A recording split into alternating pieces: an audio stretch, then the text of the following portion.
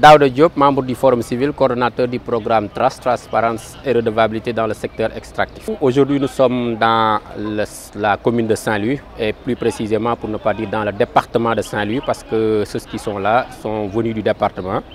Dans le cadre de la mise en œuvre des activités du programme TRAS, financé par l'USAID, exécuté en consortium avec le Forum civil, l'ONG 3D, mais également NRJI. Donc nous sommes aujourd'hui à Saint-Louis dans le cadre de la mise en œuvre de ce programme et plus précisément pour une activité qu'on appelle renforcement de capacité sur le budget programme. Nous renforçons aujourd'hui les capacités des jeunes, c'est-à-dire des responsables qui sont issus des conseils de jeunesse, aussi bien au niveau des communes, au niveau des arrondissements, mais également au niveau régional. Pourquoi vous avez constaté que depuis un certain temps, le Forum civil intervient plus avec les jeunes qu'avec d'autres franges de la population, pour ne pas dire que les jeunes avec les femmes. Pourquoi? Parce que nous pensons que les jeunes sont les porteurs, en tout cas, de développement, ou en tout cas les vecteurs de développement de demain. Ce sont les principaux bénéficiaires, en tout cas, de nos ressources et plus précisément des ressources extractives.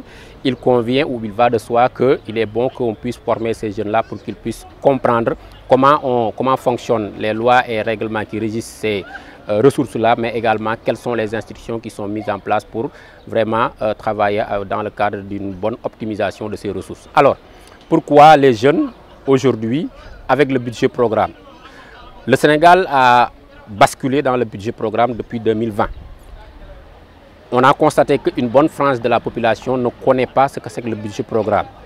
Nous avons dit, comme je l'ai dit tantôt, nous avons aujourd'hui considéré la cible jeune pour leur sensibiliser, leur former sur ce que c'est que le budget programme, pour qu'ils puissent comprendre quels sont les mécanismes du budget programme, qu'est-ce qui a changé entre le budget programme et le budget classique que nous avions, mais également, plus précisément, qu'est-ce qu'il faut faire pour que ces jeunes-là puissent comprendre le budget programme, mais appliqué au secteur extractif, à savoir quels sont en tout cas les programmes dans les différents ministères qui nous concernent aujourd'hui dans le secteur extractif, à savoir le ministère des mines et de la géologie, mais également le ministère du pétrole et des énergies. Quels sont les programmes qui sont prévus au niveau de ces ministères-là à travers le budget programme pour qu'ils puissent en tout cas faire le pilotage ou le contrôle citoyen par rapport à la mise en œuvre de ces programmes-là. Donc c'est ça qui nous réunit aujourd'hui à Saint-Louis. Mais ce qu'on a constaté également au niveau, en tout cas dans la formation, pour certaines des questions qui ont été sorties, est que la partie transparence prônée par le budget programme, comme vous le savez, le budget programme insiste sur la performance, la transparence, mais également la généralisation en tout cas du pouvoir d'ordonnancement au niveau de différents ministères et des institutions constitutionnelles. Les participants, en tout cas certains d'entre eux ne savaient pas cela, mais les questions sont venues sur comment on peut faire pour améliorer cette transparence. Ils ont travaillé sur le rôle de la Cour des comptes, mais également sur le rôle de l'OFNAC, à travers lequel ils ont posé des questions sur est-ce que ce qui est prévu au niveau du budget de programme et que l'OFNAC peut jouer dans tout ce qui concerne la transparence, est-ce que l'OFNAC joue bien ce rôle-là? Nous avons constaté ensemble les limites, en tout cas de la loi sur l'OFNAC, tout ce qui est concerne, en tout cas, parce que selon eux, ils ont dit que les gens font des dénonciations, mais ils n'ont pas en tout cas des suites par rapport à ces dénonciations.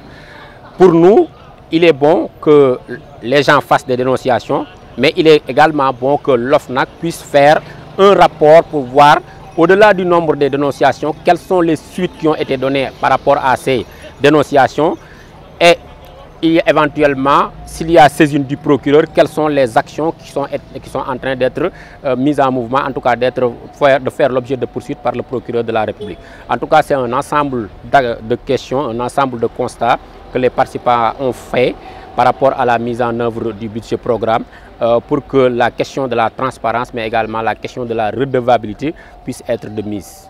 Le message est bien clair, il n'y a rien à ajouter, à part peut-être nous dire un peu quelle sera la suite à donner par rapport aux recommandations qui sortiront de cet atelier. Alors la suite à donner, je vais commencer par dire que tout récemment on était venu, c'était avec toujours les jeunes, mais également les jeunes de l'Axe Nord, pour ne pas dire ceux de Saint-Louis et de Matam, avec qui nous avions travaillé sur tout ce qui concerne l'accès aux données dans le secteur extractif.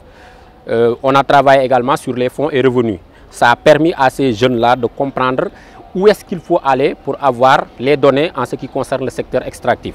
Aujourd'hui, avec ceux avec qui nous sommes en train de travailler, au-delà du budget programme, nous comptons continuer avec cette frange de la population pour travailler avec eux sur d'autres thématiques, notamment, comme je l'ai dit, peut-être on reviendra avec eux sur ceux qui n'ont pas encore fait cette formation sur l'accès aux données. On reviendra avec eux sur les fonds, les contrats et tout ça. En tout cas, un ensemble ou une panoplie de formation pour leur permettre de comprendre exactement quels sont les enjeux du secteur extractif et de pouvoir mener le contrôle citoyen qui s'y impose. Je représente le conseil départemental de la jeunesse de Saint-Louis. Et je suis de Gandon. Je suis en même temps la secrétaire générale du conseil communal de Gandon.